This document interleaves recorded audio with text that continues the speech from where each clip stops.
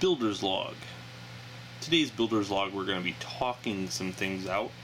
I am going to show you that I have my Z-axis pretty much set up. I'm just waiting for some bearings to come in the mail. But this is it. This is my cabled Dremel. So the cable runs up, and then the cable's going to be, or the actual Dremel is going to be right about here. Cable goes down. This thing slides up and down like that. Alright, let's look at this build. This is a 10-inch by 5-inch piece of plexiglass mounted to another 10-inch by 5-inch plexiglass via screws, 1024s, and they're nutted on the other side. Okay, that piece of plexiglass and the pipe are connected via 1024 screws. And I have things like this bracket sitting on top of one, the plexiglass mounted on the other one, and the other one is free to roam up here. So that's the only loose one that I could think of that could vibrate. But other than that, the other two are pretty well protected via vibration based upon their sandwich between something. Okay, this is connected via U-bracket all the way through the plexiglass. And it's also connected via hose clamp to the pipe.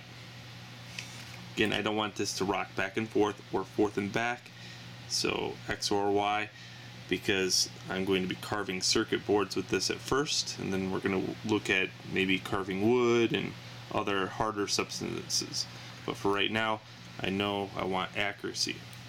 And this thing, you know, as far as Dremel bits go, you have 1,000 different Dremel bits that you could use for the actual carving of circuit boards.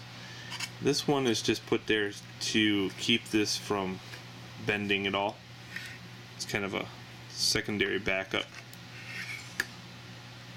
Alright, now before I get those bearings, I have to calculate things via space. So I got this just sitting here, 90-degree 3/4, and I have it set on a piece of plexiglass that's 1/4 of an inch, and then finally the base sitting on that piece. Alright, that will allow me to calculate for my Z-axis and how far it dips down until it hits the platter. Okay, and notice I can now also calculate the center of the platter and how much I need to go in via this angle to get to the center of it. Later on, I want to incorporate, since this is interchangeable, see these screws come out, I want to be able to incorporate it so this can mount here for extra torque, or maybe in the far future, this heavy beast of a router that spits out 25,000 RPMs. Sounds dangerous, right? Can't wait. Yeah, this thing will take you out. So I had to calculate for the vibration. The vibration is going to be pretty heavy on this, and this thing weighs about 30 to 40 pounds. Okay, well, that means that this whole idea right here is out the window.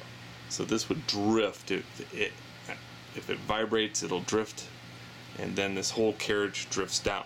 So to calculate that, I went over here, and I'm going to have a 90-degree and a coupler that connects, so this can't drift down anymore.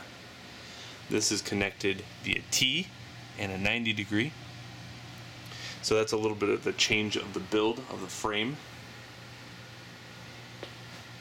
And that's what I have so far.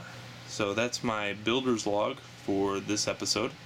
Once I get those bearings, it's all end game, because then I could work on my Y-axis shuttle, and then I'll show you how to do a Z-axis shuttle based upon those radial bearings.